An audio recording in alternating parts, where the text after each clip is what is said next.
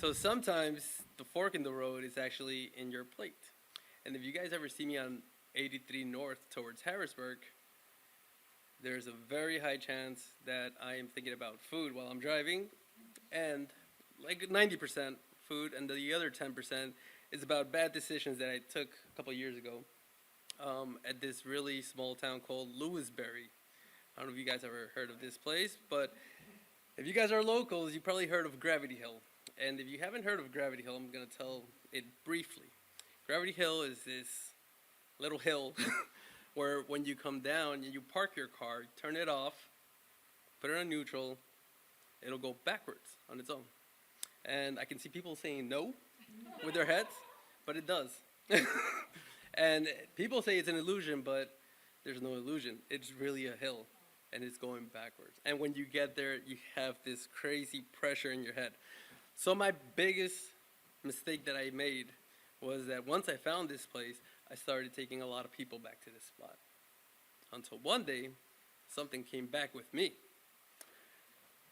About 10 years ago, my parents had this shop on South Queen Street in Maple, and I wasn't living with them anymore, but my dad would ask me to help him drive towards New Jersey to get some groceries, and it was every Thursday morning that I was there because we would leave at 4, and every Thursday morning around 3 o'clock, I would wake up petrified. I couldn't move at all, and that was very scary. And I still remember the first time that happened to me.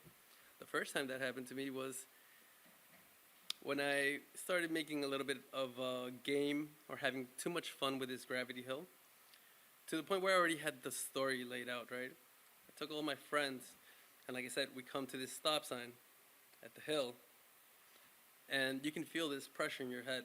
And this girl was feeling some sort of pressure, and she immediately started saying, "Let's go, let's get out of here." She was panicking. And I said, okay. So now you remember I told you have to turn your car off, right? And put it on neutral. So my car is going backwards at this point. The car is full with 4 or 5 people. And everybody's like, come on, all right, let's leave. So the car's in neutral. I know it's on neutral and it's not going to turn on. But I pretend to try to turn the car on. And it doesn't turn on. And I'm like, the car's not working. And everybody starts panicking and crying. And I'm like, I'm just joking, dudes. So that night, I drove to my parents' house, and like I said, around 3 o'clock, I heard this scream of a little girl, and when I tried to wake up or get myself up because I heard something on the street, I felt how something like a cold hand grabbed my foot, and then I couldn't move. I couldn't talk. I couldn't scream, and it felt really weird, like you couldn't breathe, but you were breathing. And it took about a minute for me to actually regain control of my body. And it happened every Thursday morning. That's the weirdest part. I can't explain that part. And I've had a couple of encounters. I don't know if you guys believe in ghosts or not, but I've had a couple of encounters where people can say that there were some ghosts.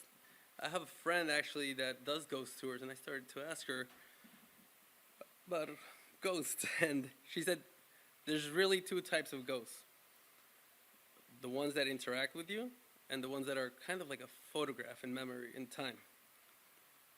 So I've had a couple of different ones, like the one at my brother's house when I used to live with him.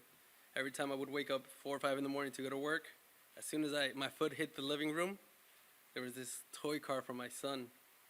Those kind of cars where you just push yourself and has like 3 buttons. It was a Batman car. And every time my foot stepped on the living room, it would just go off and say, it was a Batman car. It would say, "You're done, Joker," or something like that. So I didn't pay too much mind until one day, I didn't go to the living room. I went straight to my car, and the car turned on. And it said, "To the Batmobile." So this is kind of the one that's interacting with you, like a Joker almost.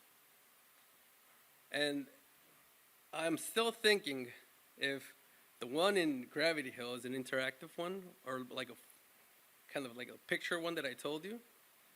Because after a while, I didn't go there and I could start sleeping well, but a month ago I went back there and I haven't been sleeping well ever since then. So every time I'm at 83 North and I see exit 35, I think to myself, I should have just kept going straight on this fork on the road, right? And this place that I go to is in Harrisburg on Derry Street. It's pho, and I'm always just trying to, think of pho in my head instead of the ghost. But anyways, that's my story.